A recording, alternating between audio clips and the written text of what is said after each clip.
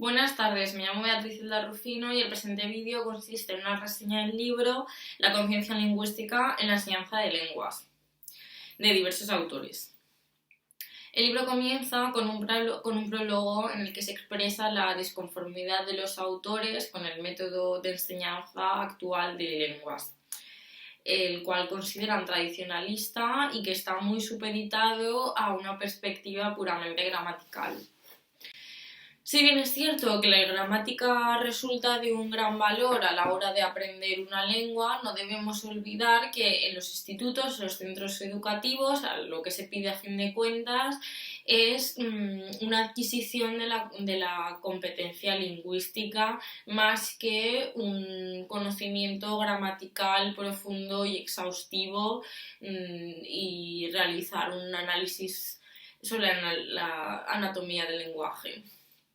Si bien parece que existe un enfrentamiento entre esta manera más tradicionalista de enseñar una lengua y una nueva que sería aquella más centrada en la perspectiva comunicativa, los autores abogan por un encuentro de estas dos visiones. Sería recomendable adoptar una actitud ecléctica que nos permita evaluar y reflexionar sobre las aportaciones de ambas lingüísticas.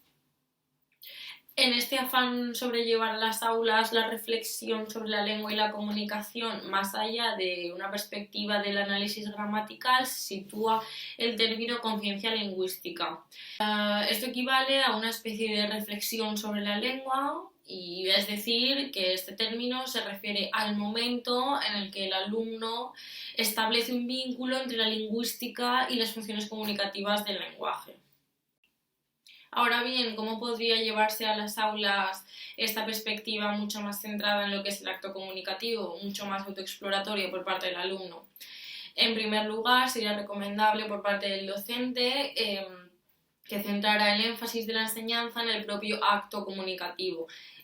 Por ejemplo, tanto los materiales como las actividades que proponga el docente deberían ser cuanto más reales mejor para que el alumno enmarque el uso de la lengua en su contexto. La traducción normalmente, que suele ser relegada a un segundo plano, también sería muy recomendable para lo que estos autores proponen, que sería una especie de perspectiva contrastiva en cuanto a la enseñanza, es decir, los alumnos son capaces de reflexionar y crear sus propias ideas a partir de este contraste en la lengua que están aprendiendo y la lengua vehicular, la lengua que ya conocen, que es en la que se da la clase. El tercer capítulo introduce la cuestión de la conciencia crítica de la lengua. Tener críticas sobre la lengua y la comunicación nos obliga a posicionarnos a nosotros como usuarios de la lengua ante el uso y el valor que le damos al uso de la lengua. No simplemente basta con entender qué es aquello que estamos diciendo, sino, por ejemplo, cuando nos enfrentamos a un texto, ¿por qué nos está diciendo esto? ¿Cuál es el objetivo de este mensaje? Claro que esta perspectiva sí que es verdad, digamos que la conciencia crítica aparece recogida de forma legal y debería tratarse aparece también en el currículo. A veces esta cuestión aparece un poco relegada a un segundo plano.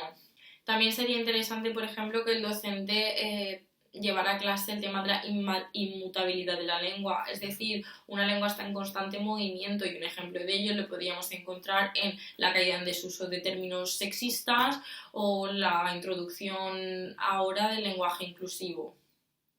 El libro, muy centrado en el uso lingüístico y la reflexión lingüística, propone algunas actividades, no da ejemplos específicos, pero sí actúa como una especie de guía.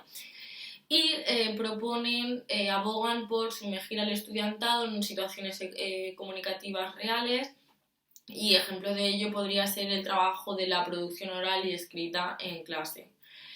En contraposición, por ejemplo, a otras actividades muy tradicionales como podría ser la lectura de un texto en clase y la explicación del significado de las palabras, que para los autores no resulta demasiado útil más allá de un análisis puramente lingüístico.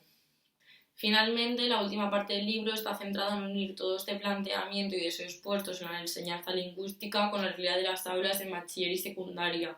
El capítulo 11 recoge los currículos y su tratamiento sobre estas cuestiones en el aula, cómo se deberían llevar, y finalmente acaba el libro con una serie de entrevistas y testimonios recogidos a estudiantes y docentes de ambas etapas, preguntando su opinión sobre estas inquietudes ya tratadas, además de, por ejemplo, su opinión sobre el trabajo grupal, que se considera esencial para la construcción o muy importante para la construcción de conocimientos propios a la hora de aprender una lengua. Y eso es todo.